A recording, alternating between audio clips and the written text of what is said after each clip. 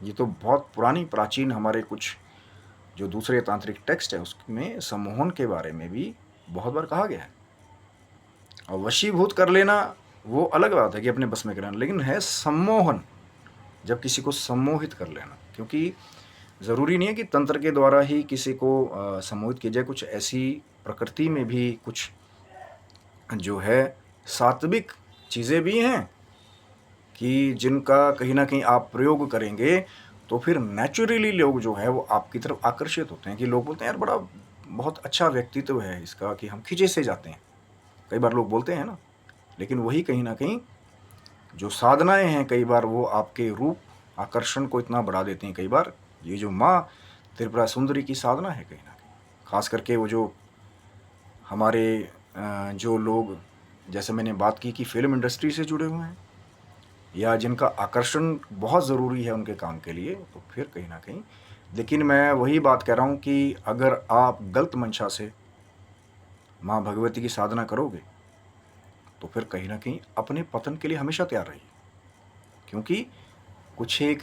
ऐसी शक्तियाँ हैं, कुछ ऐसे दिव्य रहस्य हैं कहीं ना कहीं, उनका प्रयोग जो है अपनी गृहस्थी को बचाने के लिए, अपनी तरक्की पाने के लिए उसको ज़्यादा बताया गया है। चाहे जो सम्मोहन क्रिया की मैं बात कर रहा था,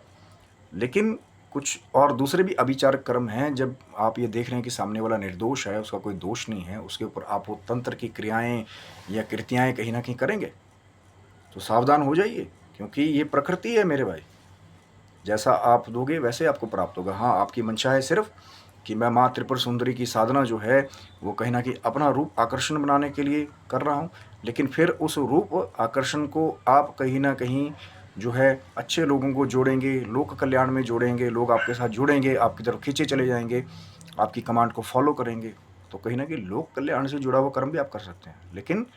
इसी चीज़ से कई बार जो है लोग दूसरों की गृहस्थियों को बिगाड़ने का भी काम करते हैं, और फिर उसके बदले में उनको फिर कहीं ना कहीं बाद में पतन झेलना पड़ता है कि अब दूसरों की गृहस्थी खराब कर दी, उस सम्मोहन क्रिया का गलत प्रयोग कर दिया। क्योंकि माँ की साधना करेंगे, माँ तो आशीर्वाद आपको देगी देगी। और कई बार नेचुरली लोग बोलते हैं कि जब लोग, जैसे ये जो गुप्त साधनाएं हैं, कई बार फिर एकदम से जब साधक अपनी साधनाएं पूर्ण करके या जो अनुष्ठान के रूप में कोई जप तप किया है, जब उसको संपूर्ण करके फिर साधक बाहर निकलता है तो लोगों को अपने आप ही लगता है कि भैया कुछ है, कुछ ना कुछ तो खास है